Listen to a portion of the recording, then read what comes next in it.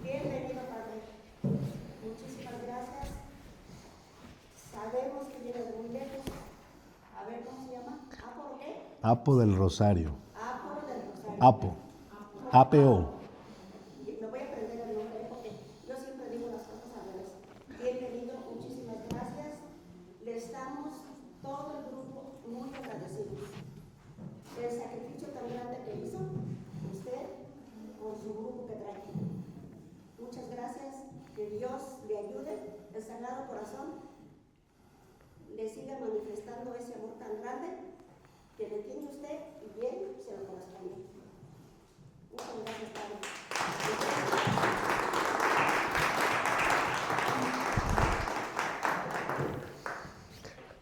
Excelente día para todos. Me disculpo, pero los cambios de temperatura han estado un tanto vertiginosos y bueno, yo esperaba llegar con una garganta más sólida a este día. Pero en la medida de lo posible trataré de ser lo más claro posible. Espero que no me agarre alguna crisis de tos para que juntos podamos tener este pequeño discernimiento, porque entiendo que la finalidad de estar aquí es precisamente retirarnos. Más que venir a estudiar, más que venir a memorizar conceptos, venimos a discernir. Y la finalidad de este encuentro es que juntos hagamos este discernimiento y podamos llegar juntos a una misma conclusión. Si logramos llegar a una misma conclusión, entonces quien está aquí al frente habrá sacado un 10. Pero si no logramos llegar juntos a la misma conclusión, bueno, entonces quien está aquí al frente tendrá que seguirle poniendo más empeño para ser lo más claro posible cada vez que se ha invitado a un lugar como este. Bien, bueno, entonces vamos a empezar. El punto de partida para nuestro discernimiento es: ¿qué es lo que Dios está haciendo en este momento en mi vida? Otra vez, ¿qué es lo que Dios está haciendo en este momento en mi vida? Cada uno de nosotros tenemos una respuesta y esa respuesta depende de nuestro estado de ánimo, esa respuesta depende de la familia a la que pertenezco, esa respuesta depende de la situación que en mi familia, que la situación en mi colonia, que la situación en mi pueblo estoy viviendo. Es decir, les aseguro que todos tendríamos una respuesta distinta, todos tendríamos una respuesta única a esta pregunta. Y como les decía al principio, la finalidad es que todo esto que nosotros podemos responder, lo podamos encauzar a una sola respuesta. Y para eso vamos a hacernos ayudar de dos cosas, ¿sí? Voy a tratar de ser lo más sencillo para que ustedes vayan acomodando, para que juntos vayamos acomodando los elementos y al final hagamos el discernimiento. Primero, recordar que estamos en el tiempo de Adviento. Y segundo, nos vamos a ayudar de la palabra de Dios y particularmente quien nos va a ayudar a discernir será el profeta Isaías. Entonces, a la pregunta, ¿qué es lo que Dios está haciendo en este momento en nuestra vida? Para llegar a una misma respuesta, para llegar a un mismo discernimiento, vamos a recordar que estamos en tiempo de Adviento y la palabra de Dios nos va a ayudar el profeta Isaías. Bien, empezamos. Tiempo de Adviento. Cuando escuchamos tiempo de Adviento, lo primero que viene a nuestra mente es preparación. Preparación para la Navidad. Cuando escuchamos tiempo de Adviento, inmediatamente vemos aparecer un color, el color morado. Cuando escuchamos tiempo de Adviento, inmediatamente viene a nuestra mente y a nuestro corazón una virtud, la virtud de la esperanza. Y todo esto nos recuerda una realidad, que aunque cada uno de nosotros venimos de diferentes lugares, que aunque cada uno de nosotros pertenecemos a familias distintas, que aunque cada uno de nosotros estamos viviendo situaciones únicas, todos a final de cuentas para Dios somos miembros de una sola familia. Todos somos miembros de una sola familia. Y esta familia de Dios llamada Iglesia está viviendo este mes de diciembre su tiempo de Adviento, su tiempo de preparación para la Navidad, su tiempo de esperanza. Ahora bien, no debemos olvidar que Dios tiene una manera pedagógica de acompañarnos a lo largo del año litúrgico, a lo largo de nuestro año litúrgico, a través de los diferentes tiempos que vivimos. Y esa manera pedagógica la podemos encontrar principalmente en el sacramento de la Eucaristía. Recuerden ustedes que para nosotros que somos familia de Dios, el lugar por excelencia, el espacio por excelencia donde nos encontramos con Dios es en el sacramento de la Eucaristía. En el sacramento de la Eucaristía recibimos dos alimentos. Dios nos alimenta con el cuerpo y la sangre de su Hijo y Dios nos alimenta por medio de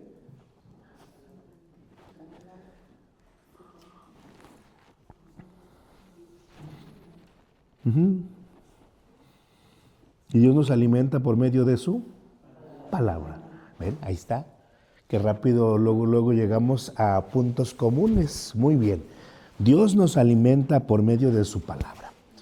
Fíjense, yo no sé ustedes si durante estas 2 semanas que llevamos de Adviento se han dado la oportunidad de asistir a misa todos los días. No sé si en algunos casos no haya la posibilidad de asistir a misa todos los días. En mi caso, yo todos los días presido la Eucaristía, todos los días celebro la Eucaristía con una parte de mi comunidad. Pero no puedo celebrar todos los días la Eucaristía con toda la comunidad parroquial. ¿Por qué? Porque son 20 comunidades y están un tanto dispersas. Pero bueno, con la comunidad, con la parte de la comunidad que sí podemos celebrar la Eucaristía todos los días, hemos estado haciendo este discernimiento, que es lo que quiero compartir con ustedes esta mañana. Y este discernimiento lo hacemos precisamente tomando como referencia la palabra de Dios. Y particularmente tomamos como referencia al profeta Isaías. Bien, entonces ahí está. Ya llegamos a una primera estación, ya llegamos a un primer punto común para este discernimiento. Segundo, Isaías, el profeta del consuelo y al mismo tiempo el profeta de la esperanza. A Isaías le toca vivir una situación difícil, le toca vivir con el pueblo una situación dolorosa. El pueblo ha sido arrebatado del lugar donde Dios los puso, de su tierra prometida, de esa tierra que emana leche y miel, de esa tierra donde ellos iban a vivir la libertad que no tenían en Egipto. A Isaías le tocó ver cómo muchos habitantes del pueblo de Israel dejaron su casa, dejaron sus posesiones para ir nuevamente a vivir como esclavos a otro pueblo. A Isaías le tocó ver cómo iban desconsolados, cómo iban sufriendo adultos mayores, jóvenes y niños. Y a Isaías se le conmueve el corazón cuando ve esta realidad de su pueblo. E Isaías se hace una pregunta: ¿cómo podré yo fortalecer la esperanza de este pueblo mío? ¿Cómo voy a fortalecer la esperanza en este pueblo que sufre? Pero sobre todo, ¿cómo voy a hacer para que este pueblo en este momento de dolor y de sufrimiento confíe en Dios y no se sienta abandonado por Él? Isaías sabe que si el pueblo va hacia el destierro es por desobediente. Isaías sabe que el destierro es una causa, es una consecuencia de la desobediencia del pueblo. De que empezando por los reyes, empezando por los sacerdotes y por muchos habitantes de la comunidad, se olvidaron de los mandamientos. Así es que Isaías, y yo creo que aquí muchos de ustedes, si son papás, podían identificarse con Isaías. Así es que Isaías dice: me duele ver a mi pueblo sufrir, pero su sufrimiento es consecuencia de haber desobedecido a Dios. Es como esas ocasiones en las que un papá le está diciendo constantemente a su hijo: hijo, ten en cuenta esto. Hijo, mira, por favor, no te olvides de esto. Hijo, mira, si sigues haciendo esto, van a venir consecuencias difíciles para ti. Y a veces los hijos somos tan mala cabeza que entre más nos dice nuestro papá o nuestra mamá que no lo hagamos, lo hacemos. Y luego después, ahí estamos los hijos sufriendo, aunque estemos aparentando que no pasó nada. ¿Estás bien? Sí.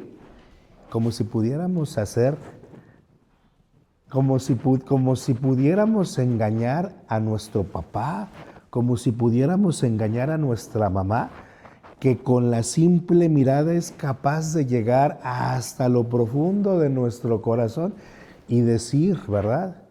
Aunque tú me estés diciendo que sí, yo sé que no estás bien. Y por supuesto, eso a un papá, a una mamá, le duele. Entonces imagínense ustedes a Isaías en esta situación.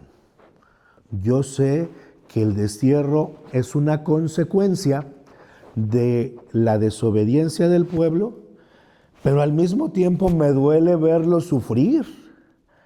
Y entonces yo como profeta de Dios tengo que consolarlo. Bueno, ¿qué es entonces lo que va a hacer Isaías? ¿Qué es lo que va a hacer Isaías para fortalecer la esperanza del pueblo? ¿Qué es lo que va a hacer para consolar al pueblo? Primero, Isaías tiene que pensar muy bien cómo va a presentar a Dios. ¿Cómo va a presentar a Dios? ¿Por qué? Porque imagínense, si aquel pueblo va sufriendo y llega Isaías y les dice: eso te pasa, Dios te castigó, qué bueno que vas al destierro. Bueno, A lo mejor algunos ocupan palabras fuertes como esas, ¿verdad? Pero a lo mejor alguien diría, es que esa no es la manera de presentar a Dios, aunque sí, efectivamente, haya que hablarle de una forma fuerte al pueblo. Entonces Isaías piensa, ¿cómo voy a presentar yo a Dios? ¿Cómo voy a hacer presente yo a Dios? Mis palabras, mis actitudes, mis acciones, mi predicación, mi cercanía, tiene que ser un reflejo de la presencia de Dios. Y segundo, a ver, ¿de qué voy a echar mano? ¿De qué voy a echar mano precisamente para qué? Para que una vez que yo presente a Dios, entonces tenga yo otras herramientas que me ayuden a fortalecer la esperanza del pueblo que sufre. Y entonces el Espíritu Santo, que ha iluminado a cada uno de los profetas, el Espíritu Santo que ha iluminado a cada uno de los escritores sagrados, el Espíritu Santo que descendió sobre la Santísima Virgen María el día de la Anunciación, el Espíritu Santo que está en este momento con nosotros, ayudándonos a hacer este discernimiento. Entonces el Espíritu Santo ilumina a Isaías y lo hace recordar el libro del Génesis. Capítulo 1, la creación. Al principio todo era caos y Dios, por medio de su palabra, hizo que del caos viniera el orden. Un día, 2 días, 4.º día, 6.º día y el 7.º descansó. Orden. Orden. Caos, la palabra poderosa de Dios, orden. Esto empieza a recordar Isaías. Segundo, capítulo 2 del libro del Génesis, el Edén, el paraíso, las plantas, los animales del bosque, los animales del campo, los grandes mamíferos, peces, reptiles, en fin, el mar, el día, la noche, la lumbrera mayor, la lumbrera menor. Y en medio de ese paraíso, Adán y Eva. ¿Cuántos de nosotros, cuando escuchábamos este relato, nos quedábamos así boquiabiertos? Y verdaderamente decíamos, Señor, ¿cómo no me tocó a mí conocer ese paraíso? O yo no sé, por ejemplo, si a ustedes, estando como en un lugar como este, de pronto les pueda provocar, si este lugar es sumamente hermoso, ¿cómo habrá sido ese paraíso en el que fueron colocados Adán y Eva por Dios? Pues sin lugar a dudas que debió haber sido un lugar sumamente, extremadamente, maravillosamente, trascendentemente hermoso. Y aquí lo más importante que la misma ornamentación es que en este paraíso está presente Dios. Entonces eso es lo que recuerda Isaías. Capítulo 3 del libro del Génesis. El pecado, la caída. Y entonces ahí está la serpiente platicando con Eva, y luego Eva platicando con Adán, y luego los dos comiendo del fruto que Dios les prohibió, y a partir de ese momento, entonces vuelve nuevamente el desorden, vuelve nuevamente el caos. ¿Por qué? Porque una de las consecuencias de la desobediencia de Adán y de Eva fue la entrada del pecado. Y con la entrada del pecado, otra vez vuelve a entrar el caos, vuelve a entrar el desorden. Y entonces dice Isaías, este momento que estamos viviendo es un momento de caos. Este momento que estamos viviendo es un momento de desorden. Pero también Isaías se acuerda, porque está escrito en el mismo capítulo 3, que cuando Dios expulsó a Adán y a Eva del paraíso, ¿qué les dijo? Para que no se me duerman.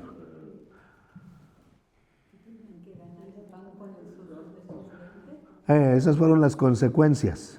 Ese fue como el para que se te quite. Vas a trabajar, para que se te quite. Vas a sentir dolores en el parto, para que se te quite. Vas a sentir atracción hacia el hombre y el hombre te va a dominar. Ajá, ¿qué? Ajá, sí, todo eso es el caos. ¿Y luego qué viene? ¿Qué vino después? ¿Qué vino después? La promesa. ¿Qué vino después? La promesa. ¿Qué vino después? La promesa. O sea, estás respondiendo bien. Nomás que quiero que todos respondan. Bien, ¿qué vino después entonces? La promesa, la promesa, la promesa. Entonces, Isaías se acuerda que en el capítulo 3 está también la promesa. Ya no van a estar en este paraíso, pero les voy a enviar un Salvador. ¿Y qué es lo primero que va a hacer ese Salvador? Poner orden. Poner orden en primer lugar en sus vidas. ¿Por qué? Porque el pecado rompió el orden que Dios había establecido en sus vidas. Y segundo, va a restablecer el orden en todo aquello que el Señor había creado. Y entonces ahora imaginémonos al pueblo de Israel en aquella región desértica. Pues ahorita gracias a los medios podemos nosotros más o menos visualizar cómo son aquellos lugares de Israel, cómo son aquellos lugares de Irak, cómo son todos aquellos, ¿verdad? Todos aquellos lugares desérticos. No vamos a imaginar a Dubái, ¿verdad? Por supuesto que no, en aquella época ni pensar en Dubái, ¿verdad? Porque ahorita alguien puede decir, pues sí, si yo pienso por allá en el Medio Oriente, pienso en Dubái, y ojalá un día conozca por allá y vea todas aquellas modernidades, ¿verdad? No. Entonces, situémonos, entonces están en aquel desierto, en aquella desolación, en aquello que es deprimente. Y entonces empieza Isaías a decir, miren, llegará un tiempo en el que habitará el lobo con el cordero. El leopardo se tumbará con el cabrito. El ternero y el león pasearán juntos, y un muchachito será su pastor. La vaca pastará con el oso. Sus crías jugarán juntas. El león comerá con el buey paja.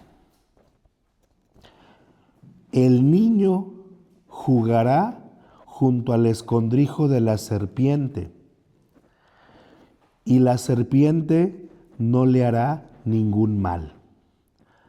Nadie causará estrago por todo mi monte santo, porque estará lleno del conocimiento del Señor, como las aguas colman el mar. Y entonces, con estas imágenes tan sencillas, pero al mismo tiempo con estas imágenes tan elocuentes, Isaías empieza precisamente a fortalecer la vida de su pueblo. Isaías empieza a fortalecer la esperanza de su comunidad. Isaías, con estas imágenes, les hace entender al pueblo que así como al principio había orden, el Señor va a suscitar la salvación. Y cuando suscite la salvación, lo primero que habrá será precisamente orden. ¿Orden en qué? En todo lo que se creó. Vamos a cambiar esa palabra de orden, ahora vamos a cambiarla por la palabra belleza. Dios hará que en toda la creación haya belleza. A lo mejor algunos estaban así escuchando a Isaías y a lo mejor otros volteaban a su alrededor y veían todo aquel desierto, toda aquella aridez y se veían en aquella situación y entonces decían ellos, ¿verdad?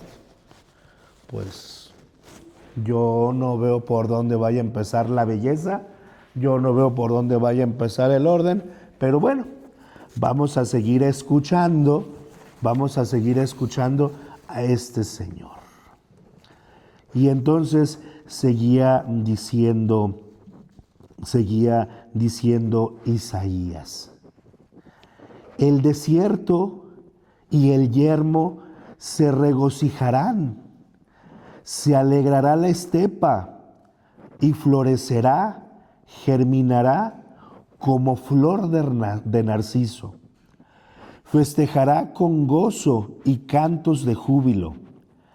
Le ha sido dado la gloria del Líbano, el esplendor del Carmelo y del Sarón. Contemplarán la gloria del Señor, la majestad de nuestro Dios. El páramo se convertirá en un estanque, el suelo sediento en manantial. El lugar donde se echan los chacales habrá hierbas, cañas y juncos.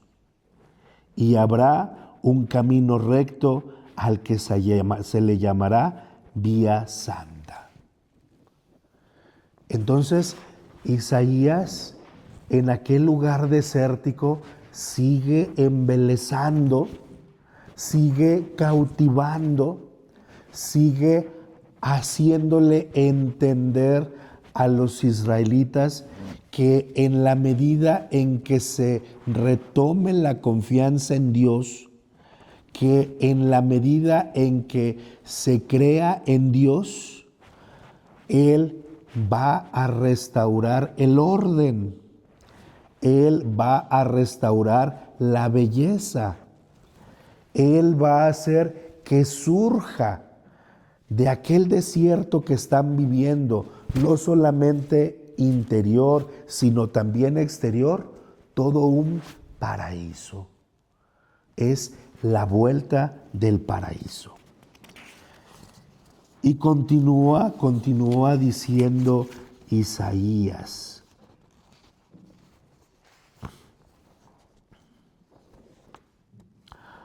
haré brotar ríos. Déjenme ayudo de una lamparita, permítanme. Dice: haré brotar ríos en cumbres desoladas, en medio de los valles manantiales. Transformaré el desierto en mar y el yermo en fuentes de agua. Pondré en el desierto cedros, acacias, mirtos, olivares. Plantaré en la estepa cipreses junto con olmos y alcázar, para que vean y sepan, reflexionen y aprendan de una vez que la mano del Señor lo ha hecho, que el Santo de Israel lo ha creado. Entonces, esa es la aplicación que Isaías hace al recordar los 3 primeros capítulos del Génesis. Esta es la reflexión que Isaías le transmite al pueblo a partir de estos 3 capítulos del Génesis. Que en otras palabras sería, miren, nos pasó lo mismo que a Adán y a Eva. Estábamos en la tierra prometida. Estamos viviendo esta situación de destierro, esta situación de desierto.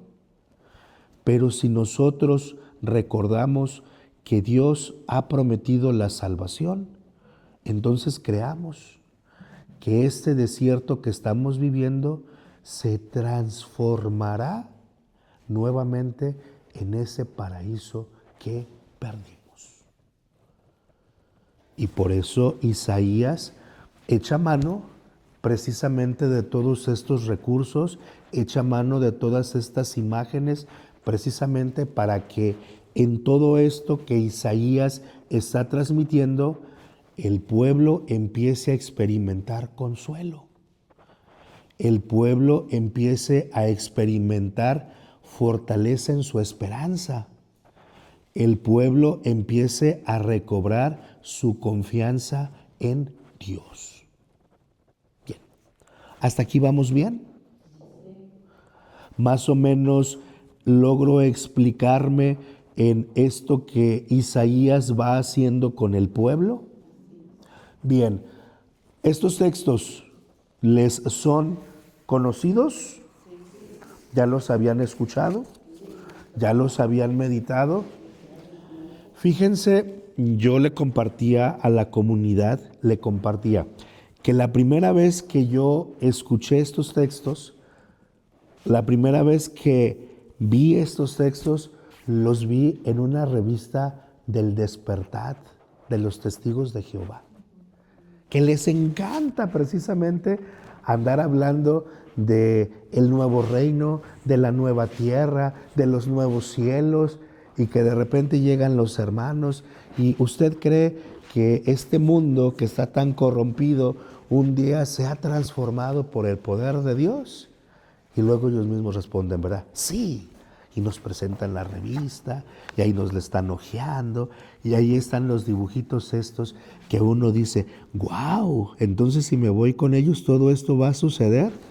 Pero ya luego después, cuando uno empieza a estudiar Sagrada Escritura, dije, y entonces yo pensé que los testigos de Jehová, pues era algo propio de ellos. No, pero resulta que quien lo escribió fue Isaías, ¿verdad? Entonces, bueno, pues qué bien que por medio de esta revistita lo conocí, pero yo digo en este momento, qué bien que yo pueda tomar la Biblia, qué bien que yo pueda buscar el libro del profeta Isaías y que directamente pueda leer eso.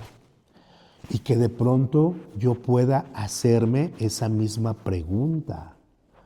¿Dios será capaz de restaurar todo este caos, todo este desorden que todavía seguimos viviendo en este mundo?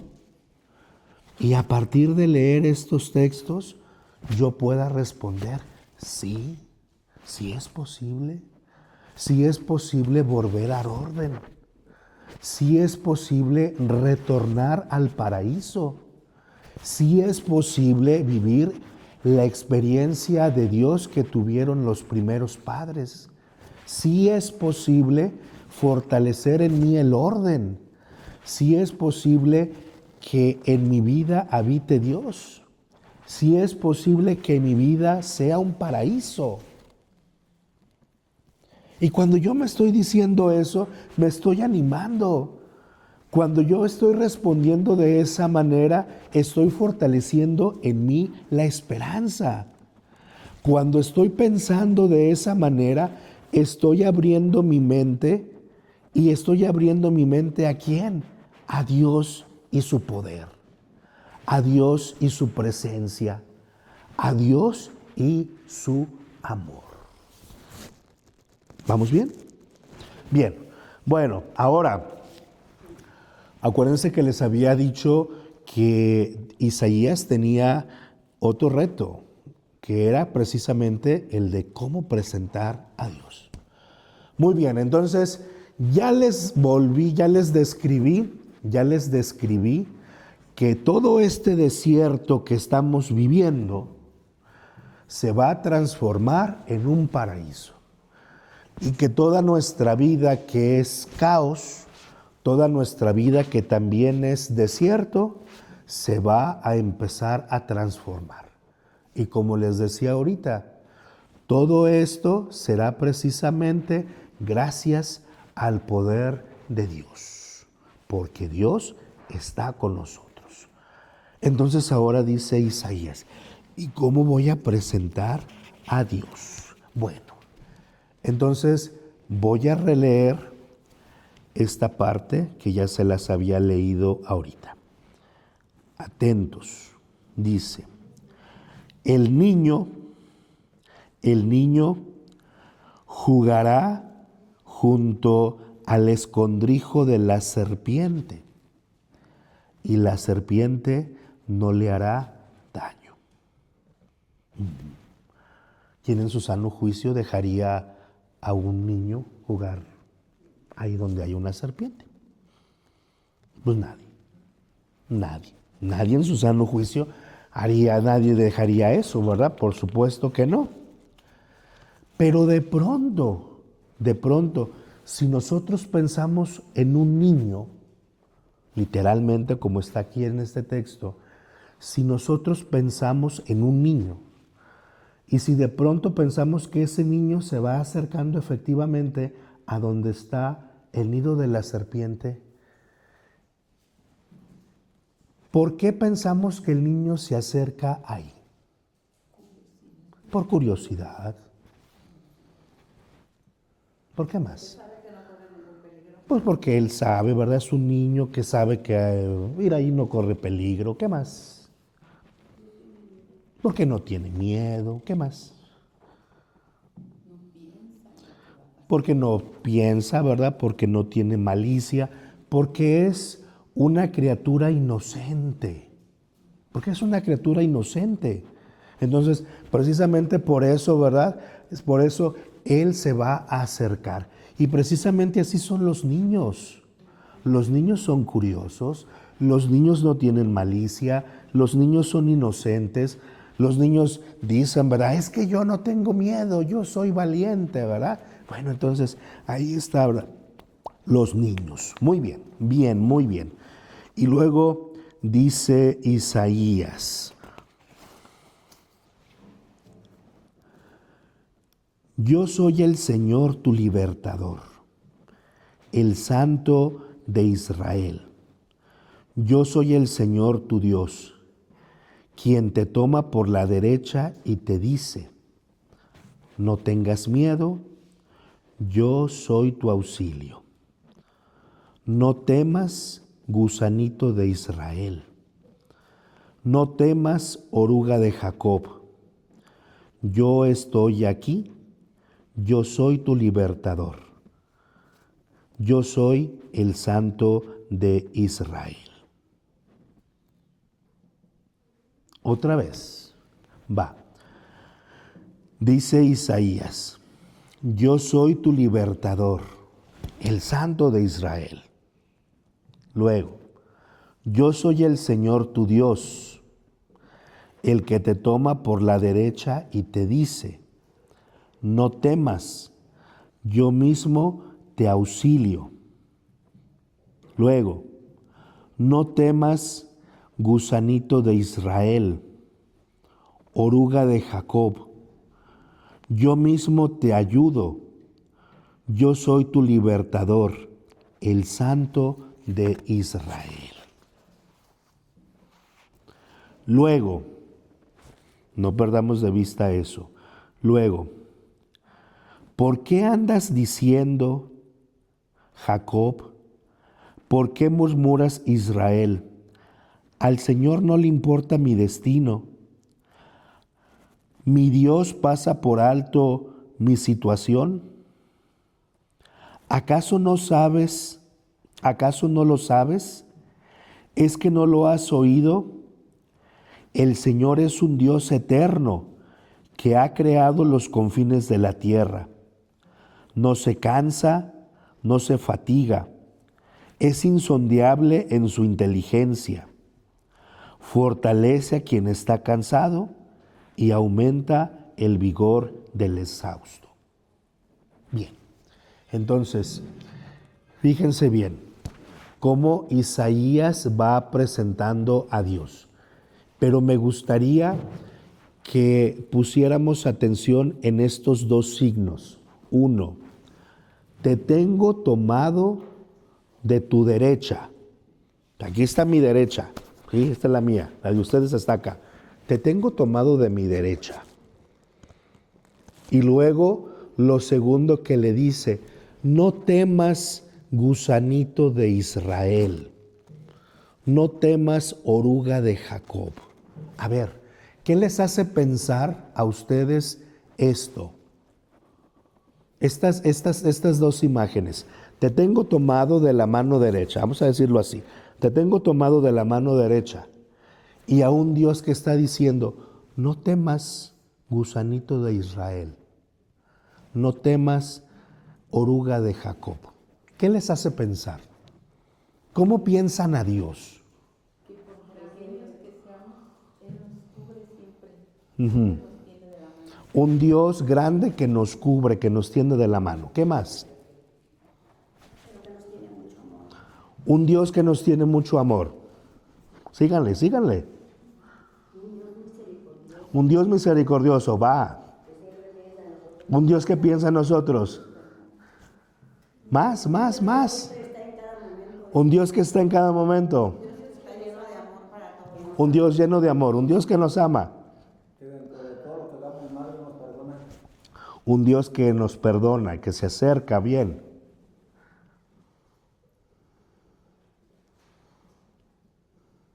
Van bien, van bien. Vamos bien. Va otra vez.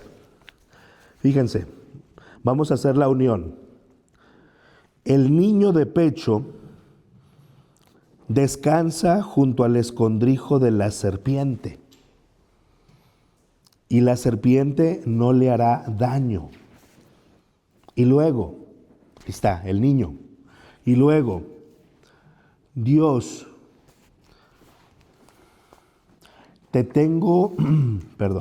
Dios, te tengo tomado de la mano, no temas, yo soy tu auxilio.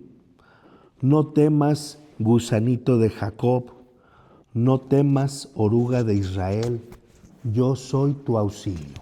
A ver, traten de conjugar estas dos imágenes, el niño y esta visión de Dios que se dirige de esta manera. ¿Cómo está presentando Isaías a Dios? Sí, lo está presentando amoroso, lo está presentando misericordioso, lo está presentando cercano. Pero les hace falta la palabra, la descripción, el sustantivo. Es grande, sí, es grande, pero ¿qué más? A ver, un Dios que nos defiende, sí, Dios defensor, Dios grandioso, Dios omnipresente. ¿Está bien todos estos conceptos? Dios es proveedor. ¿Qué más? Muy bien. Ahí está, omnipresente. Puros títulos teológicos. Un título de la vida diaria.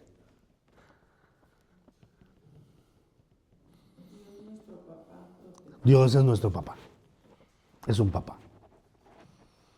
Dios es un papá. ¿Sí? Dios es un papá. Entonces, ¿quién es el niño? El pueblo de Israel. ¿Y quién es el papá?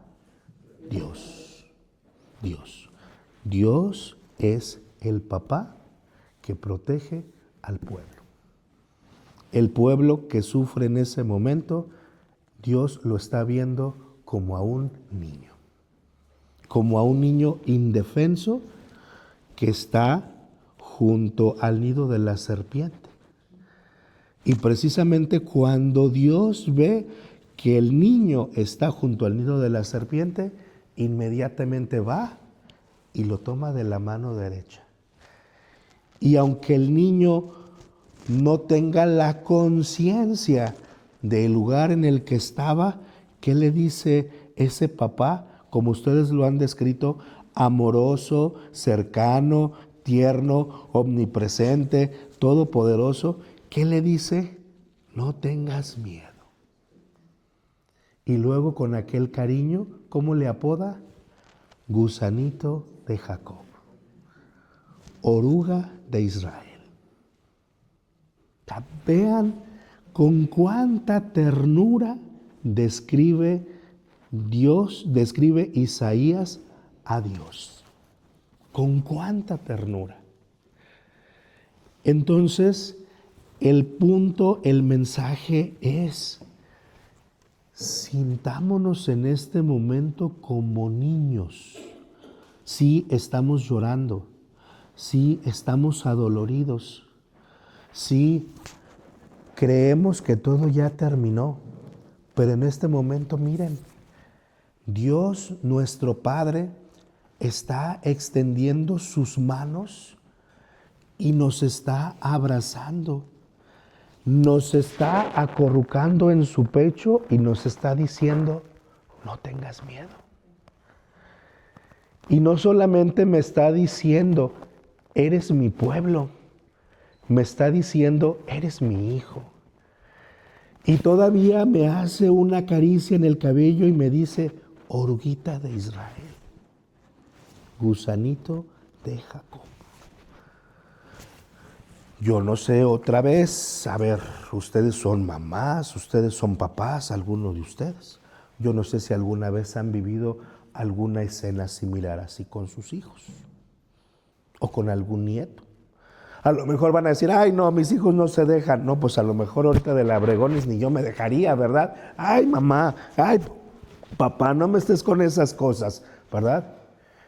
Pero a lo mejor en un momento de sufrimiento, a lo mejor en un momento de dolor, un papá que se acerca con estas palabras, una mamá que se acerca con estas palabras: mi campeón, mi tesoro, mi vida, la luz de mis ojos, no sé, aquella expresión más hermosa que pueda salir del corazón de un papá y de una mamá.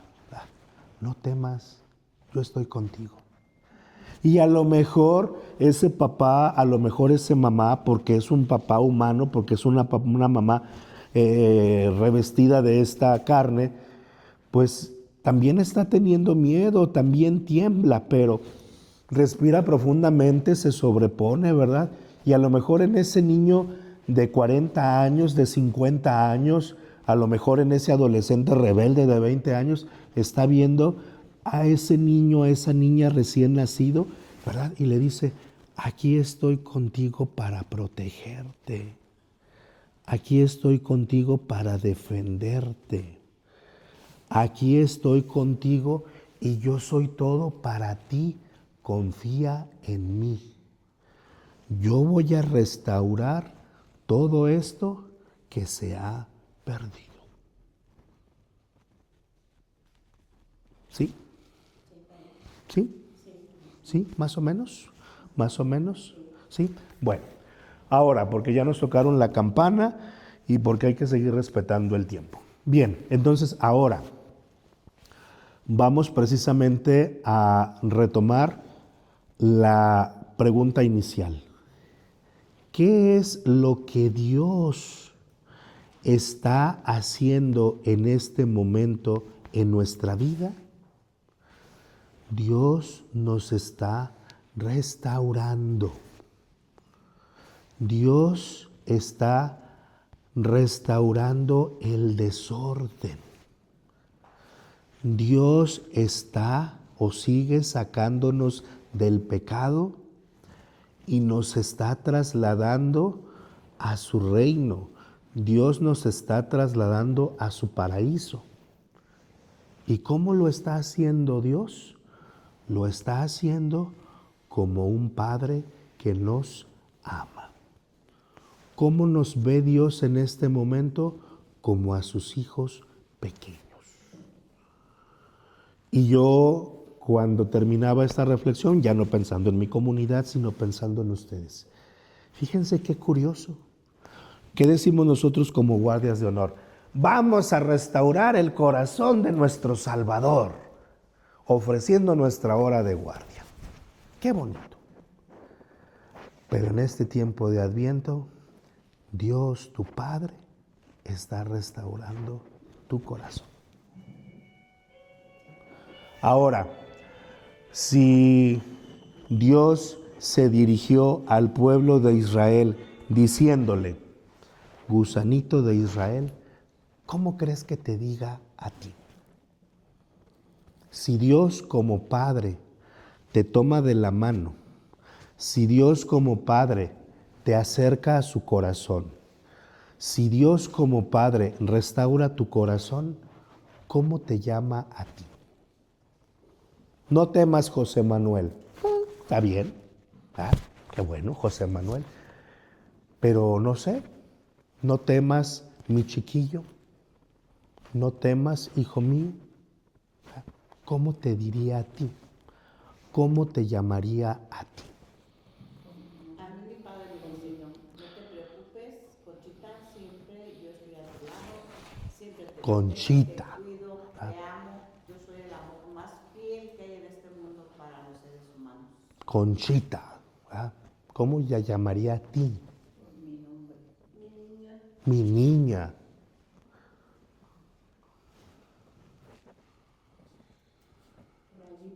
Rayito de sol. Ay, es que nos da vergüenza, ¿verdad? Ay, luego si digo, van a decir, no, pues a ver, pues de eso se trata. Si no, ¿cómo se va a restaurar en nosotros el corazón y la fortaleza si no sentimos a un Dios que es capaz de chiquearnos con un sobrenombre?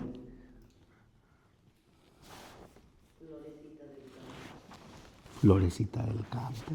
Pues cuántas veces, padre, por ejemplo, han encontrado a sus hijos, a sus bebés, un tesoro hermoso, aunque sea el más prietito, aunque sea, pero para uno como madre, uno lo ve hermoso, un tesorito, porque le dicen las cosas más bonitas, porque el amor que siente uno por el niño. Y Dios, que en este tiempo de Adviento está restaurando tu corazón, lo está poniendo en orden. Cuando te tiene tomada en sus brazos, ¿cómo te dice? Ay, o sea, nomás así, ¿verdad? Eso. Ay, o sea, ay, eres tan hermosa que no tengo palabras para describir. Entonces, eso. Pues te enseñaron a orar porque lo sentimos en el corazón, pero yo me siento llena de él, yo siento que con él no me falta nada, que con él lo tengo todo y no necesita hablarme ni decírmelo, sino lo siente en mi corazón. Nomás ocupa su palabra. Bueno, muy bien. ¿Alguien más? Padre, Diga. le doy las gracias por este tema que a mí me llamaba mucho la atención. Ahorita que dijo usted de la atalaya, hace años me llegó una atalaya a mis manos, ahí en la casa. Yo no la rompía, yo leía todo. Y me decía mi marido, tú vas a venir terminando con los testigos de Jehová. No, no te preocupes. A mí me gusta leer lo que dice aquí. Y cuando cayó esa atalaya en mis manos con aquellos dibujos tan bonitos, con el león, el niño, la serpiente, los papás, en aquel paraíso tan bonito, y me puse a leer, yo dije, ay no, yo no puedo creer eso. Entonces fui y me puse a buscar en la Biblia. Pues me hice bolas, no entendí nada, dije, pues esto no es cierto. Pero ahorita que nos está dando esa explicación, qué bonito que después de tantos años vine a conocer y a entender. Eso. Gracias, Padre. Eso fue exactamente lo que me pasó a mí cuando yo llego al seminario en teología, en la clase de Sagrada Escritura. Nuestro maestro, que es doctor en Sagrada Escritura, ¿verdad?, nos empieza a explicar todo esto. Entonces se queda uno maravillado y dice, o sea, el paraíso es ese Dios que en ese momento de sufrimiento está en ti. ¿Para qué quieres árboles? ¿Para qué quieres ríos? ¿Para qué quieres manantiales? ¿Para qué? O sea, si lo tienes, si ahí lo tienes a Él. Y así a tu alrededor, ¿verdad? Está todo destruyéndose, pero aquí está Dios. Bueno, yo creo que ahorita, ¿verdad? Ahorita van a caminar un ratito y van a seguir. Yo quiero pensar que van a contemplar de una manera distinta toda esta belleza. Yo creo que ya han venido a esta casa otras veces, ¿verdad? O sea, ya la conocen. A unos sí, otros no. Bueno, entonces, este ratito que vamos a tener, ahorita voy a decir cuánto tiempo, ese ratito que vamos a tener, a ver, disfruten la naturaleza de esta casa, la belleza de esta casa, contemplen. Y con esto que estuvimos reflexionando, y sin olvidar, porque acuérdense que al principio también les decía, a esta pregunta, ¿qué está haciendo Dios en este Adviento en mi vida? Todos tenemos una respuesta, pero ahorita quiero yo pensar que a la única respuesta que llegamos es a esta. Dios como Padre está restaurando en este tiempo de Adviento mi corazón, ¿sí? Y ¿cómo me ve en este momento Dios como Padre? Como una niña, como un niño, ¿sí? Y fíjense cómo también tiene lógica en esto, porque el Adviento es el inicio del año litúrgico, ¿sí? Entonces, la niñez, el inicio de nuestra vida. Entonces es como un regresarnos, ¿verdad? A ver, acuérdate cuando eras niño, acuérdate cuando eras niña, ¿sí? Y vamos a recuperar la inocencia perdida, vamos a recuperar juntos ese orden que en un momento se extravió. A ver, todo aquello que te hacía reír, todo aquello que te hacía soñar, todo aquello que te hacía entusiasmarte. A ver, vamos recuperándolo juntos. O sea, se trata de que esa imagen nos motive de tal manera que cuando llegue la Navidad, entonces Dios contempla a su hijo recién nacido, pero me contempla también a mí con un corazón renacido. ¿Sí me explico? Pero todo eso desde la perspectiva de la infancia. O sea, no hay que perder de vista eso. Adviento, preparación para la Navidad. Adviento, preparación para ¿qué? Navidad. Cuaresma, preparación para Pascua. A ver, una pregunta. Si un día se llega a dar, qué bueno. Si no, pues ni modo. ¿Ustedes creen que en Cuaresma Dios hable de la misma manera? No, ahí en Cuaresma yo me imagino a Dios sí como papá, pero agarrando el chicote, como el Señor Jesús en los vendedores del templo, ¿verdad? Entonces vean cómo, aunque son tiempos de preparación para un acontecimiento importante, un acontecimiento único, o sea, la venida del Salvador, el Salvador dando su vida por nosotros, pero nos habla de diferente manera. O sea, en el Adviento, Dios es un Padre muy paciente, muy amoroso, muy consecuente. Pero en la Cuaresma, agárrate, ¿verdad? Entonces, se acabó el Adviento, la Navidad, viene el tiempo ordinario, viene miércoles de ceniza. A ver, ¿cómo te fue? ¿Cómo vas a empezar la Cuaresma? Como ese niño ordenado. ¡Qué bien!